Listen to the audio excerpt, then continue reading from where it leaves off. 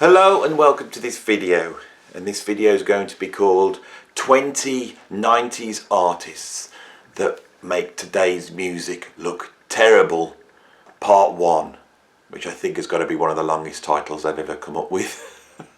So what's this video about? Well, there is a continual debate that goes on about whether there was a golden age of music once and now that all the music's terrible and it's just all computer generated and poppy, or whether it's just a different, way of expressing yourself. I really wish I was one of these open-minded musicians that could say the latter and actually go, oh no, today's music's just as good, it's just different.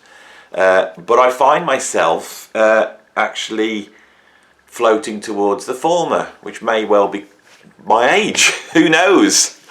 On this channel, when I do cover 90s artists, there seems to be this huge love come out for these artists, even though this channel predominantly covers 70s jazz fusion and prog, which I find very interesting. So I think musicians of my age that sort of grew up in the 90s found that era to be a very creative decade with a lot of experimentation, a lot of excitement, much like the 1970s. There was some incredible stuff that came through, and the important thing is some of this stuff was really big selling. It was the pop music of the time. So what I've done is I've gone to my CD and vinyl collection, and I've just started to pull out 90s artists that actually had hit records, right? So this isn't just great 90s artists, this is 90s artists that had hit records. These are all pop artists. A lot of the time I brought out greatest hits. Sometimes I've even pulled out a few singles by these artists, just to show that this was what was going on in popular music at the time. So, where do we start? Well, I see the 70s as being a very creative time for expansive music. Progressive rock and jazz fusion is very expansive. People are making epic tracks. It's very conceptual, album orientated tracks, and of course that has to draw in at some point. And what you had at the end of the 70s was a lot of these approaches that had been developed in the 70s drew themselves in and they concentrated them into popular music. So you see the sort of jazz fusion contracting and turning into disco. I've argued elsewhere that Thriller by Michael Jackson is almost like the summit of jazz fusion. With prog is drawn in by punk, and a lot of those artists that emerge in British popular music, like The Police, like Peter Gabriel, Kate Bush, but also bands like ABC and all the electronic bands, are very proggy, but proggy drawn in, which created some incredible pop music. So I feel especially the 80s early period is a golden age of popular music. As the 80s progress, that popular music grows stale. Rock music has turned from being sort of Iron Maiden and Judas Priest and UFO to Motley Crue and Poison. And so you see a sort of blandness emerge to the mid to late 80s, and then suddenly in all the forms of music there seems to be an explosion, there seems to be a revolution. And this doesn't get talked about in the same way people talk about punk, but it definitely went on at that point. Dance music emerged, and dance music was a new way of actually just marketing music and getting music out there. The artists changed. Dance artists were no longer bands, they were sort of faceless. And at the start of that was very hedonistic dance music, but actually that influences a whole range of music: house music, electronic music, jungle, drum and bass. All those forms start to emerge out of that. Of course, in rock music we have funk metal, rap metal, and then grunge. And of course grunge is one of the biggest music forms to emerge in the 90s. And that's an incredible genre that really freshens up that area. Rap suddenly becomes very serious. Bands like Run DMC were brilliant, but rap's quite light and comic throughout the 80s, and then LL Cool J comes out, and then Public Enemy, and then Ice-T, NWA, and suddenly rap's very serious, and then rap starts to merge with jazz, with Tribe Called Quest and that. So hip hop in the early 90s has had a renaissance. There's a credible artist there. Indie music is going to have a renaissance as well, sort of informed by dance music, I think, and the grunge. In the UK we have the whole Britpop thing, Oasis and all those sort of bands. I'm going to talk about all that in this video, so this is going to be a pretty epic video, and it's going to be 2 parts. This video I'm going to concentrate on American 90s artists. So all of these are big artists that had massive hit records, but I think were still pushing the envelope, were highly creative, and I think can sit alongside the sort of artists we talk about. But in this video, I'm going to be talking about possibly the biggest selling artists I've ever talked about on this channel. So let's start off with grunge, right? So grunge, emerges early 90s, late 80s, early 90s. There's a whole host of bands there which I feel are completely different. They're all massive. The first band I thought of for this video was Nirvana. I thought, well, it's obviously Nirvana I'm going to cover, and I'm not going to cover Nirvana. I'm not going to cover Pearl Jam, and I love those bands. But the band I'm going to put forward to start off, to kick this off, is Soundgarden. There we go. Soundgarden, for me, are far more rooted in progressive rock tendencies than, say, Nirvana is. Although Nirvana was very influenced by King Crimson's Red, as we all know. But Soundgarden have a whole ton of influences there, which, with the odd time signatures and the darkness and the sort of the tonality changes, that as much as they're influenced by, you can hear Led Zeppelin and Black Sabbath, to some extent punk, less than Nirvana, you've also got sort of fusion and progressive rock influences in there. With Chris Cornell, we had possibly one of the greatest singers in rock history. I would say possibly the greatest rock singer of all time, but also an incredible songwriter.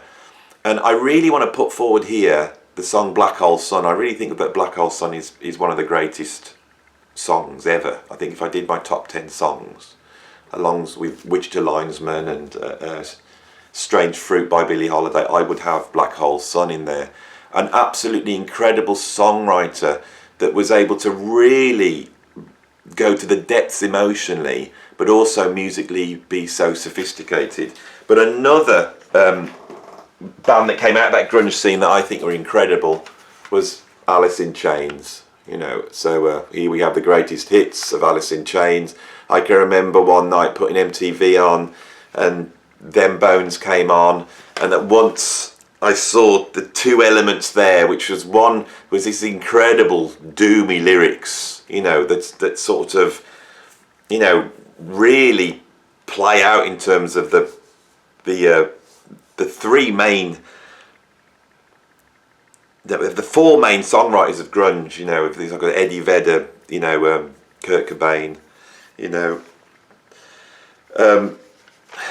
Chris Cornell. It's quite difficult to talk about this because that they all end up going on to either commit suicide or die in quite terrible circumstances. Lane Staley's exact example of this as well, and he on one side the lyrics are so heavy because it's almost sort of foretelling that, and yet the music is so sophisticated.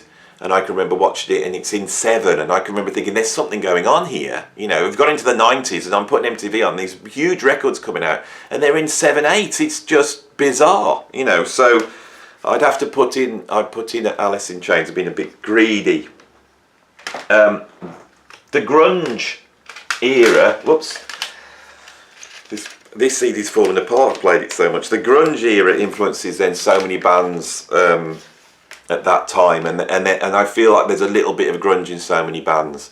The album I want to put forward here is by the Red Hot Chili Peppers. Of course, this is a multi-million selling album with a ton of hit singles, but this is a heavy album. It's a double album, and this is where we see the sort of funk jokey metal approach that Red Hot Chili Peppers had in the 80s, being mixed with the darkness of grunge. I think this is the greatest album they ever made. I think this is an absolute masterpiece.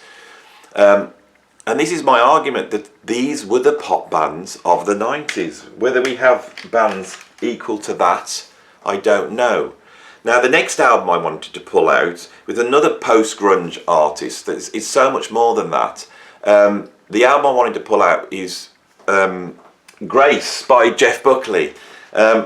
That album I've owned 3 or 4 times, and I've given it away every single time because it's such an important album to me. My daughter's actually named after that album. It's such an important album to me that I've had to give it to so many people over the years, so I pulled out this instead. You know, there's Jeff Buckley. This is a collection of his songs. What an utter genius this guy was. You know, another one of the greatest. You know, I've just said that Chris Cornell was one of the greatest voices, and then I pulled Jeff Buckley out, and then I'm scratching my head and said, well, you know, what about Jeff? You know, the incredible singer, incredible songwriter, musically highly sophisticated.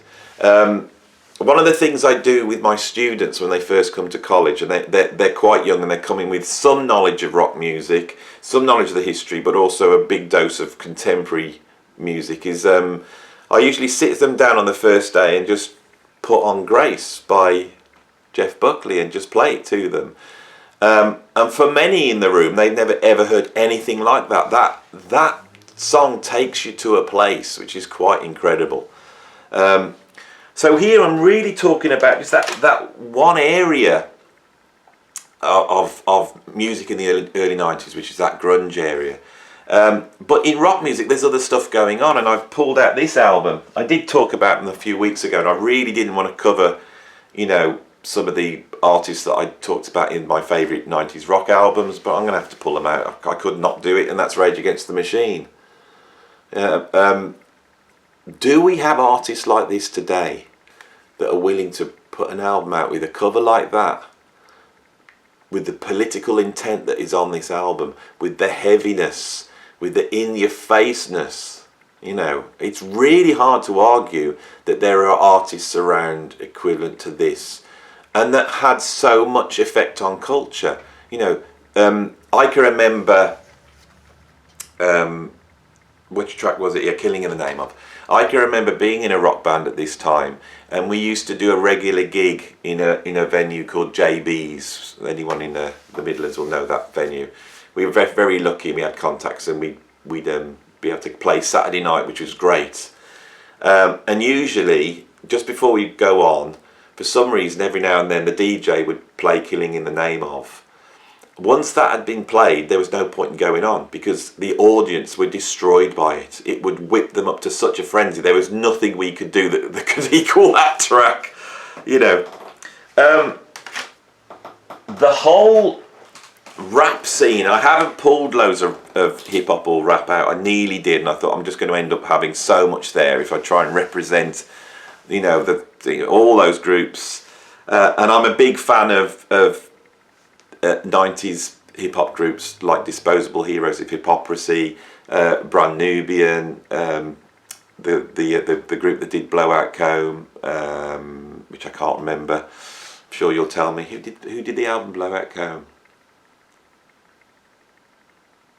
No, it's not there. But you know, I was a fan of those. Those bands were not as big.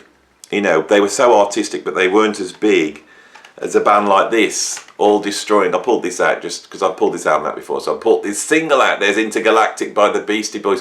What a way out record, and here's a pop record.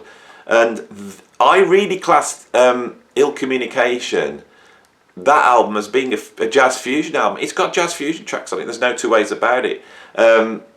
Incredible group. Are they a hip hop group? Are they a rap group? They are, but they're so much more than that. You know, an absolute incredible band. Right. Here's another songwriter from that period, and this is where you start to see dance music, electronic music, grunge, and Americana, and a whole bunch of other stuff being brought together. And this is Beck. You know, I could have pulled out many of his albums. I decided to pull out that one. That's the one I found.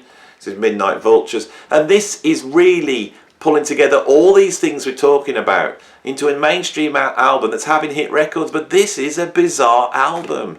You know, at one end it's electronica, on one end it's Americana, the blues, all in one, and traversing everything we've spoken about. Right, so I've got about 5 minutes of this video left. So another hugely influential movement from the 90s for me was the whole Neosoul movement. Erykah Badu, you know, Jill Scott, all these artists, incredible. What's this coming out of? It sort of comes out of nowhere when you think about it. It's soul, really, but the soul really infused with at one end jazz and at one end hip hop, and those two things have just revitalized and created a groove which we're still hearing now. If anybody plays me a jazz track that's not straight swinging jazz, it's just absolutely completely influenced by Neosoul influences. I'll pull out a few albums here that I really like. Here's Voodoo by DAngelo. Incredible artist, incredible album. This is really where you hear that modern groove. When we say modern, this is like 25 years old or whatever, but that's the groove everyone's still playing now. And so often my students will put on a modern artist and go, listen how funky this is, and I go, yeah, but it's just a diluted version of this. So then you put this on and this is still so much heavier than what anybody else is doing. This artist is incredible. I absolutely love her. This is Jill Scott, and this is a live album because I think she's incredible live. The second disc is all studio stuff, and it's got a version of Gotta Get Up Another Day, which was done with 4Hero. I didn't want to pull 4Hero. 4Hero, one of the great artists of the 90s, but not a hit record artist, you know, at all. Much more underground, so I didn't want to pull them in, but I have managed to mention them in this video. But yeah, Jill Scott, absolutely incredible, soulful, artistic, you know, very great songs. I think the thing we've got here with all these artists, the songwriting's so good, the lyrical context is so good, the lyrics are heavy, you know, they're really exploring so many different areas that are interesting, but also the musicianship, the musicality on this is absolutely incredible. And the last artist I'm going to pull out, I've pulled her out before, but I had to do this, and she has had hit records, not as big seller as many of the other ones I've mentioned, but this is the queen, and she's beyond Neosoul, which is Michelle DAngelo. Multi-instrumentalist, songwriter, rapper, singer, absolute incredible artist. And I think I've done videos about jazz in the 90s and said, you know, jazz at its best in the 90s was hidden elsewhere. You know, and Michelle DAngelo is an example of one of those artists that is really pulling from the cutting edge New York jazz community to make these albums. It's something that Kendrick Lamar's just gone and done, well, I'll say gone and done 7 years ago. He did it with To Pimp a Butterfly, which is an incredible album, an absolutely incredible album that really reminds me of hip hop and rap, soul, whatever, in the 90s, in that he's gone back to all the influences of jazz, soul, prog, funk, hip hop, or the whole lot, and just put it together. But it sounds like this to me. This is the heaviness for me is here. So there is my little video on 90s artists that I think really do show up the music of today. On the next video I'm probably going to talk about that more. But I think what is the difference, and what it is that there's an individuality, there's a commitment to art over commerciality, there's instrumental virtuosity, there's compositional virtuosity, there's a heaviness in the content of the songs, where there's a much more political bias, there's a much more morally conscious bias to this stuff. We have to ask ourselves is what culturally changes that at some points in history music like this is allowed to come through and be mainstream popular music. That's my argument. I could have pulled out a whole bunch of artists from the 90s that I love that are far more obscure, but I haven't. I've pulled out, on the whole, artists that have had some degree of commercial success, in many cases hit records.